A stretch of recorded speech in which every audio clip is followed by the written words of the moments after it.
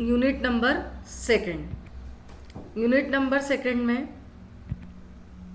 Relation of partner to the outsider, यहाँ से हम लोगों को स्टार्ट करना है।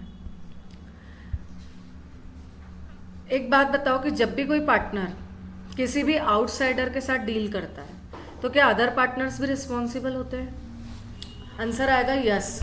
अगर एक पार्टनर ने फर्म के बिहाफ पर कोई काम किया है तो दूसरे पार्टनर्स भी उसके लिए क्या रहेंगे? लायबल रहेंगे। क्यों लायबल रहेंगे?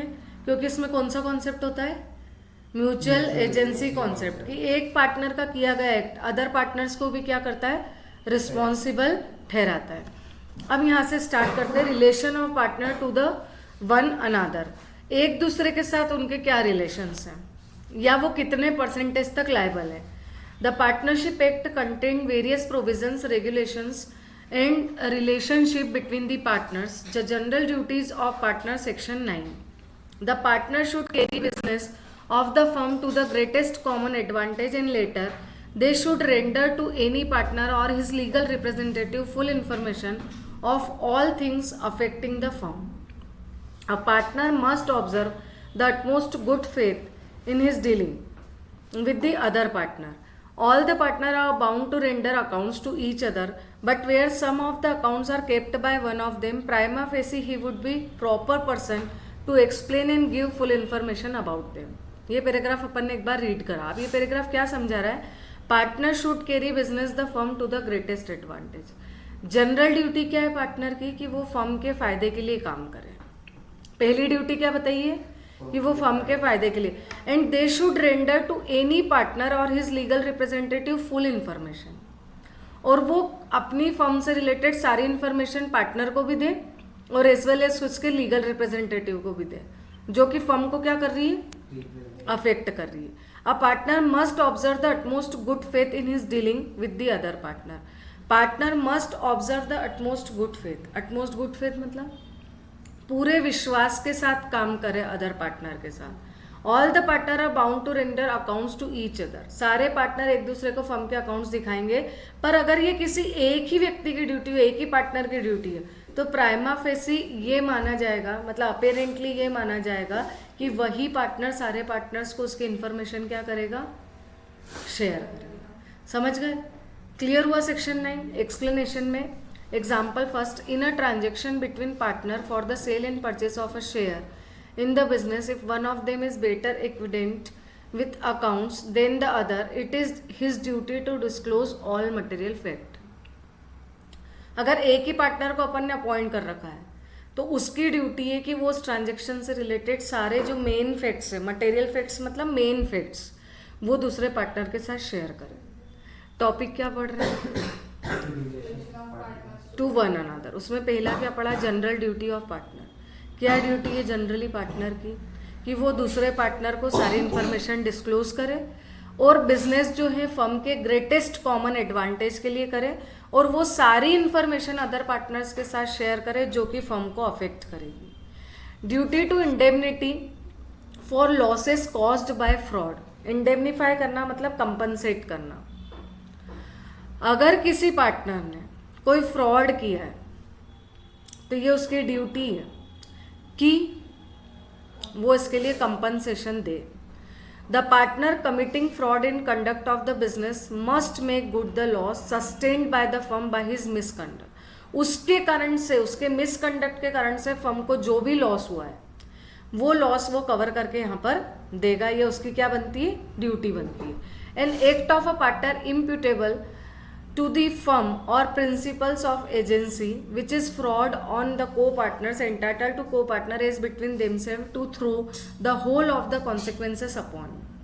मतलब उसके जो भी consequences है वो उसके ऊपर आ जाएंगे क्योंकि उसने फ्रॉड किया है। तीसरा है determination of right and duties of partner by contract between the partner section 11। Determination of rights and duty of partner by contract between the partner. Partner के राइट्स और ड्यूटीज क्या होंगे?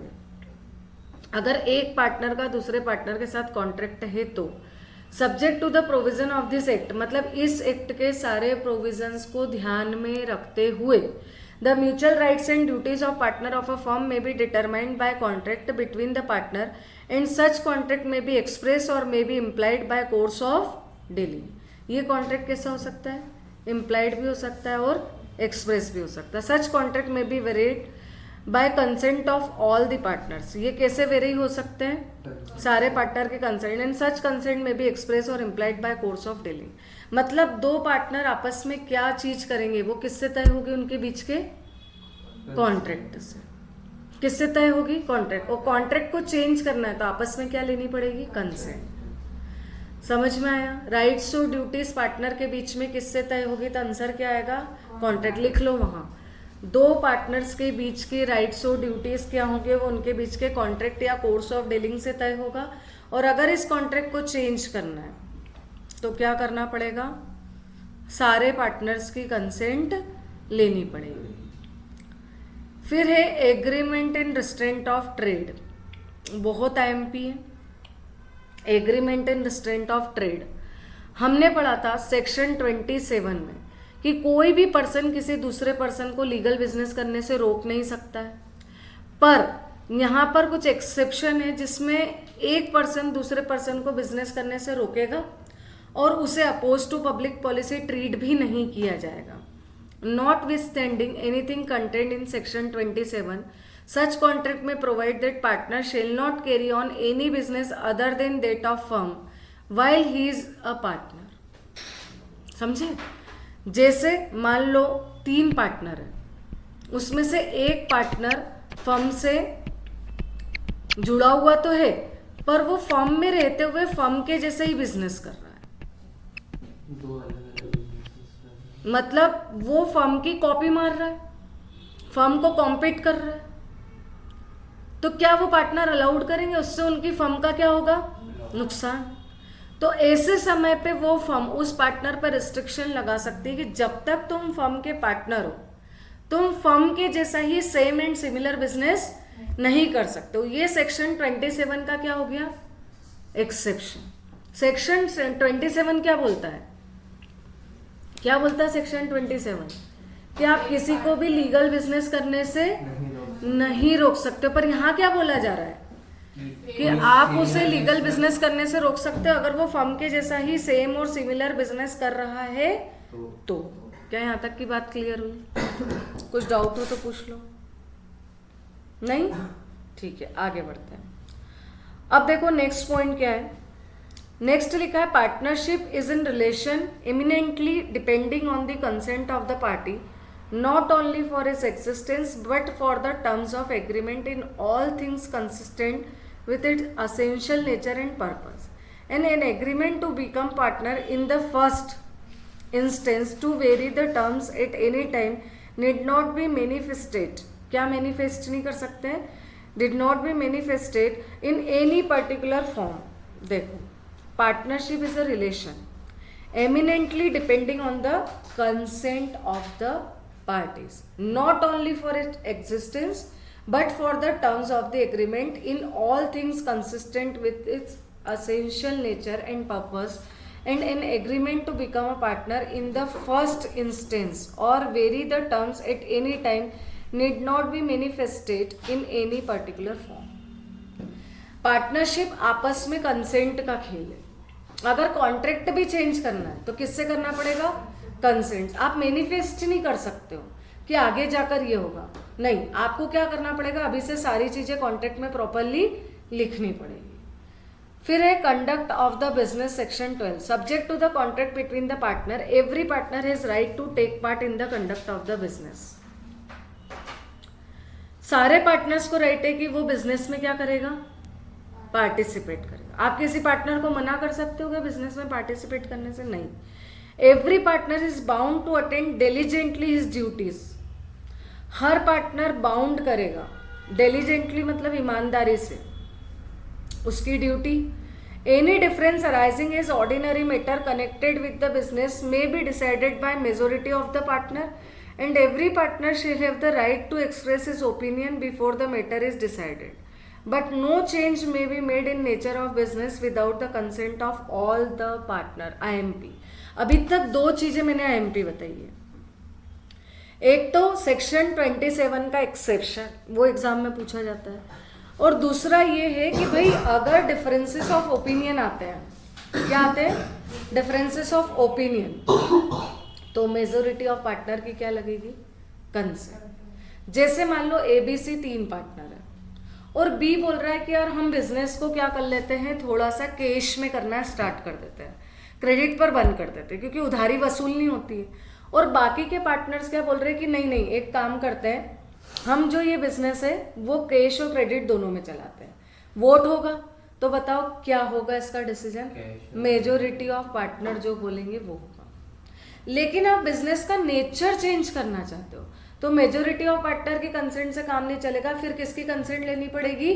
ऑल द पार्टनर्स की consent लेनी पड़ेगी, 100% partner की consent. तो ये एग्जाम में पूछा जा सकता है कि आप पहले शूज बनाने का बिजनेस कर रहे थे, अब आप अचानक से अपना बिजनेस चेंज कर रहे हो, तो मेजोरिटी की कंसेंट चाहिए या सभी की चाहिए?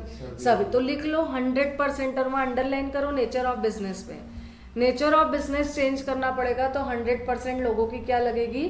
Consent. Every partner has a right to have access to and inspect and copy any of the book of the firm.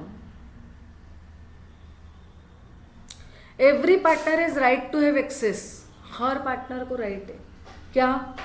कि वो फर्म के बुक्स ऑफ अकाउंट्स इंस्पेक्ट करें। In the event of death of partner, his legal representative or their authorised agent shall have a right to access to and to inspect the copy of any of the book of the firm. समझ में आ गई बात? तो वो firm के books of accounts देख सकते हैं डेथ के केस में उनके लीगल रिप्रेजेंटेटिव या उनका ऑथराइज एजेंट। सेक्शन 12 पूरा का पूरा ऐसा कैसा लिखने के लिए आया था 4 नंबर। इसमें बताया गया था कि पार्टनर के राइट्स और ड्यूटीज सेक्शन 12 में कंडक्ट ऑफ बिजनेस से क्या क्या रिलेट करते हैं। अब right to take part in the conduct of the business 12A, every partner has right to take part in business. This is because partnership business, a business of the partner and their management power are generally co-extensive, जुड़े हुए होते हैं। तो हर partner management भी संभाल रहा है और हर पार्टनर फर्म की लाइबिलिटी के लिए रिस्पॉन्सिबल भी है। अब एग्जाम्पल 2 पढ़ो, क्या लिखा है। Now suppose this management power of a particular partner is inverted with and he has been wrongfully precluded from participating therein. Can the court interference in these circumstances? समझे? किसी एक पार्टनर को हमने मना कर दिया, क्या मना कर दिया? कि आज से तेरे सारे पावर खत्म, तू मैनेजमेंट में पार्टिसिपेट नहीं। तो क्या कोर्ट इंटरफेयर कर सकता है? पढ़ो। The answer is affirmative, yes. Affirmative मतलब yes. The court can and will by injunction restrain other partner from doing so. It may be noted this connection that a partner who has been wrongfully deprived of a right of participation in the management and also other remedies, that is a suit for dissolution, a suit for accounts without seeking dissolution. अगर उसे रोका जा रहा है तो वो court का सहारा ले सकता है, ठीक है। The above mentioned provision of law will be applicable only if there is no contract to the contract between the partner. It is quite common to find a term in partnership agreement which gives only limited power of management to a partner, or a term that the management of partnership will remains with one or more of the partner to the exclusion of other. In such case, the court will normally will unwilling to interpose with the management with such partner or partner unless it is clearly made out that something was done illegally or breach of trust responded in such partner. अगर contract में लिख दे कि भाई आपसे झगड़ा होगा तो court को नहीं बुलाएंगे, अब बताओ क्या होगा? अभी तक मैंने ऊपर क्या पढ़ाया कि जब भी झगड़ा होगा आप कोर्ट का सहारा ले सकते, पर अगर कॉन्ट्रैक्ट में लिख दे भाई झगड़े हम ही सुलझाएंगे, कोर्ट में जाने की जरूरत नहीं, फिर कुछ भी नहीं हो सकता है। लेकिन अगर मैटर ही इलीगल है, फिर भले ही कॉन्ट्रैक्ट में लिखा हो, फिर भी हम कोर्ट का सहारा ले लें। 3 तरह से ये चीजें घूमेंगी। पहली चीज बोल रही है पावर के लिए आप कोर्ट का सहारा ले सकते हो। दूसरी चीज बोल रही है तब नहीं ले सकते हो जब कॉन्ट्रैक्ट में लिखा हो। तीसरी चीज बोल रही है कि अगर इलीगल है तो भले ही कॉन्ट्रैक्ट में लिखा हो फिर भी आप कोर्ट का सहारा, ये आप साइड में लिख लिया करो जल्दी जल्दी, इससे आपको बात तक याद रहेगा।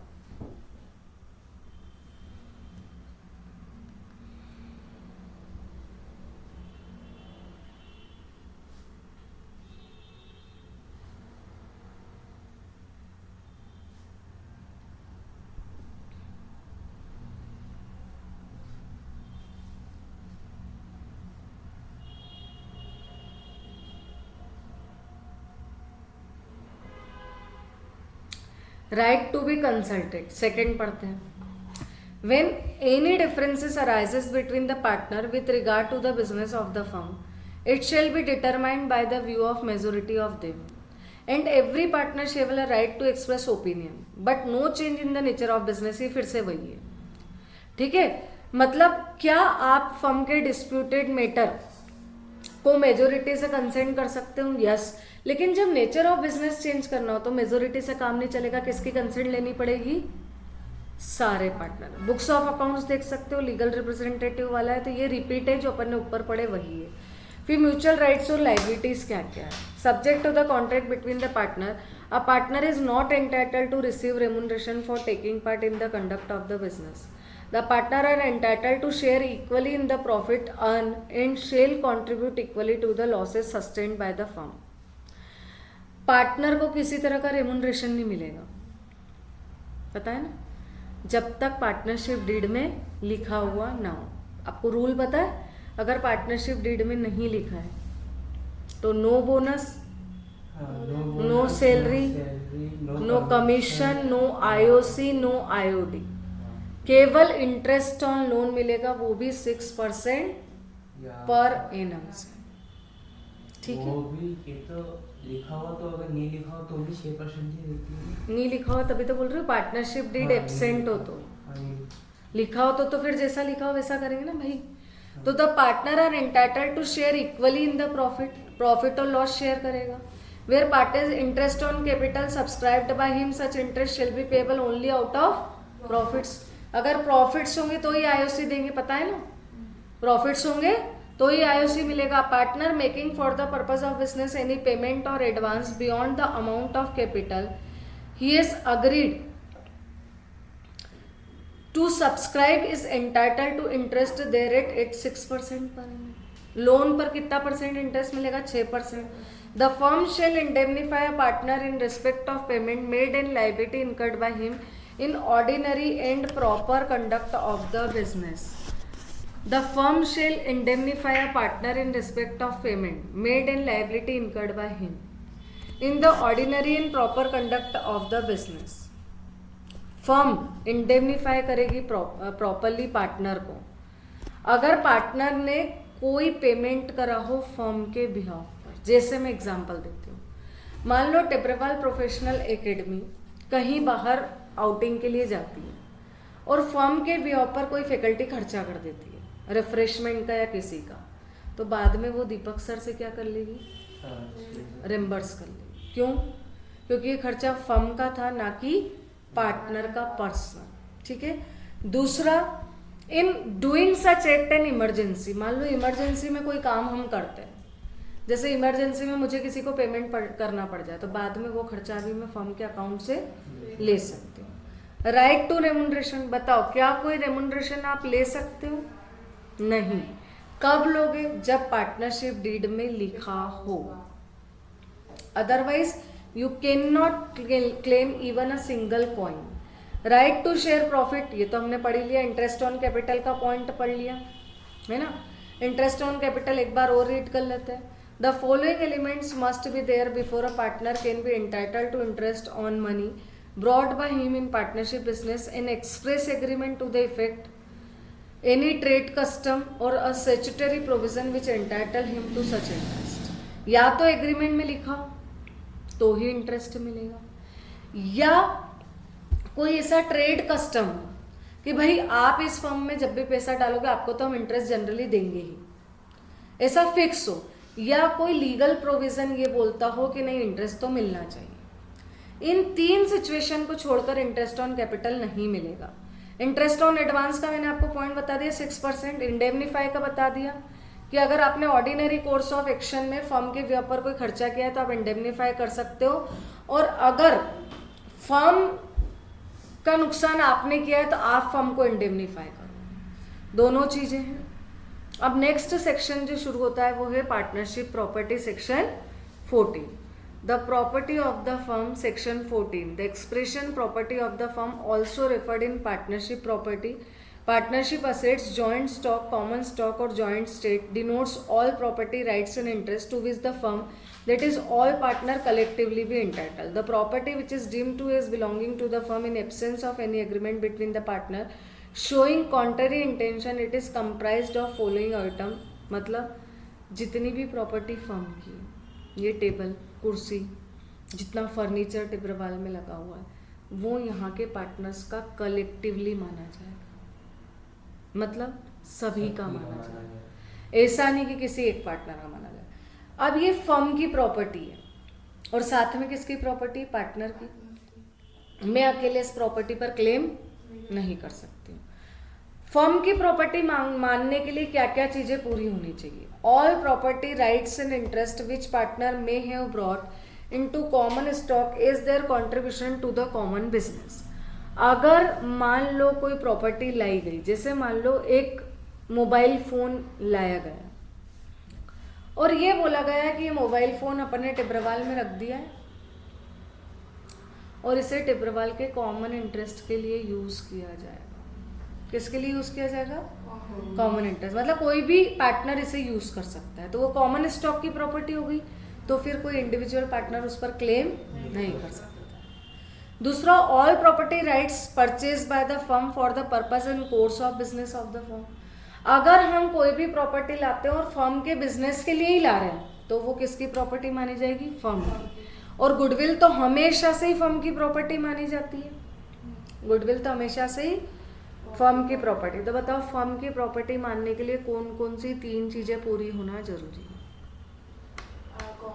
कॉमन स्टॉक, मतलब सबके यूज के लिए रख दी जाए। Purpose of the property is use of the property for the purpose of business. दूसरा, और goodwill. The determination of the question whether a particular property is or is not property of the firm ultimately depends on the real intention or agreement of the partner. Thus, the mere fact that the property of a partner is being used for the purpose of the firm shall not be itself make the partnership property unless it is intended to be treated as such. Partnership may be by an agreement at any time convert the property of any partner in good faith would be effectual between the partner against the creditor of the firm or the separate property of any partner in the partnership property.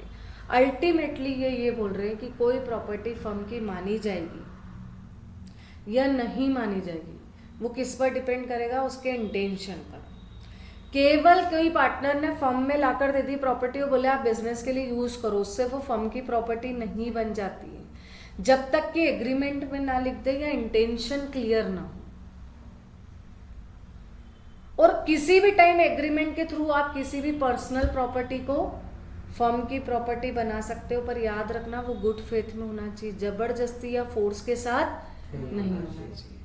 तो section 14 आपको specify करता है कि किन किन situation में कोई property firm की प्रॉपर्टी मानी जाएगी। क्लियर हो गया?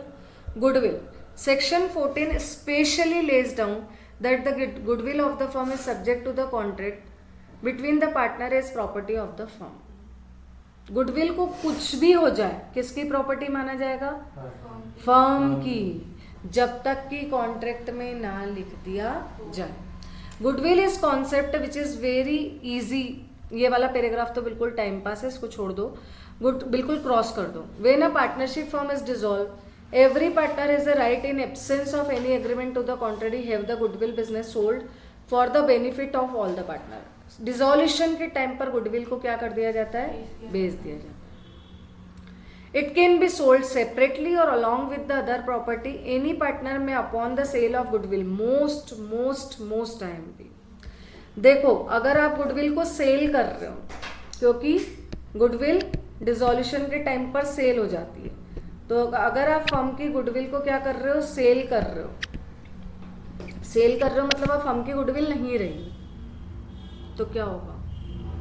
अगर फर्म की गुडविल नहीं बची है, तो जिसने गुडविल खरीदी है, परचेसर ऑफ गुडविल, मान लो एक्स ने गुडविल बेची और खरीदी किसने? वाई ने, तो जो परचेसर है वो रिस्ट्रिक्शन लगा सकता है कि आप सेलर जो है वो रिस्ट्रिक्शन लगा सकता है परचेसर पर कि आप इस गुडविल को इतने टाइम तक या इतने एरिया तक यूज नहीं करो। रिस्ट्रिक्शन मतलब नहीं करना, वो उस पर क्या लगा देगा, रिस्ट्रिक्शन लगा देगा। जैसे अपना स्वीट्स, नाम ही काफी इंदौर के लिए। अब अपना स्वीट्स के जो स्वीट्स हैं उसने अपनी गुडविल को सेल करा है। अब उसने अपने गुडविल को सेल करा है तो क्या होगा इस सिचुएशन में, वो गुडविल किसकी मानी जाएगी? हेलो, हाँ क्लास में बोल, हाँ अच्छा मैं पूछती हूँ, घर जाती हूँ तब है ना, क्लास से लेके। अच्छा ऐसा है क्या? अच्छा अच्छा ठीक है। केवल मैं, अच्छा ठीक है, मैं बताती हूँ ना क्लास के बाद। हाँ हाँ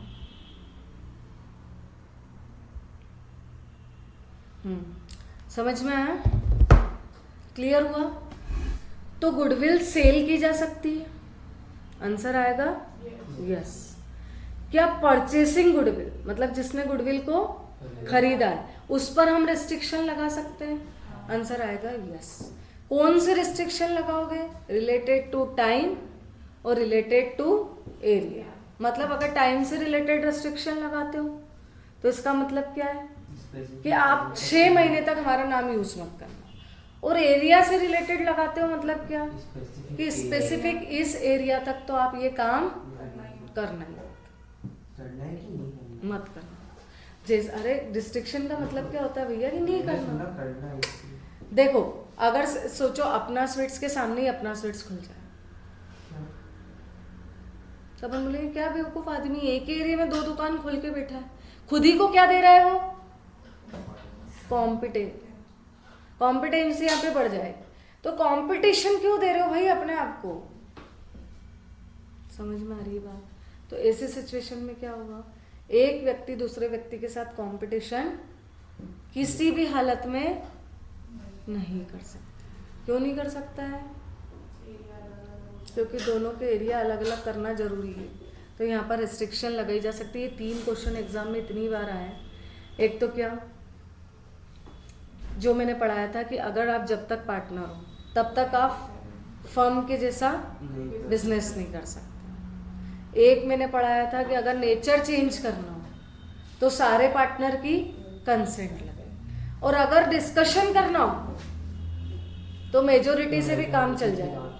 और एक मैंने ये गुडविल का पढ़ाया, ये पूरी तरीके से पूछा जाता है और इंडिविजुअली राइट्स और ड्यूटीज भी पूछे जा सकते हैं। ठीक है, यहाँ तक का पूरा समझ में आया?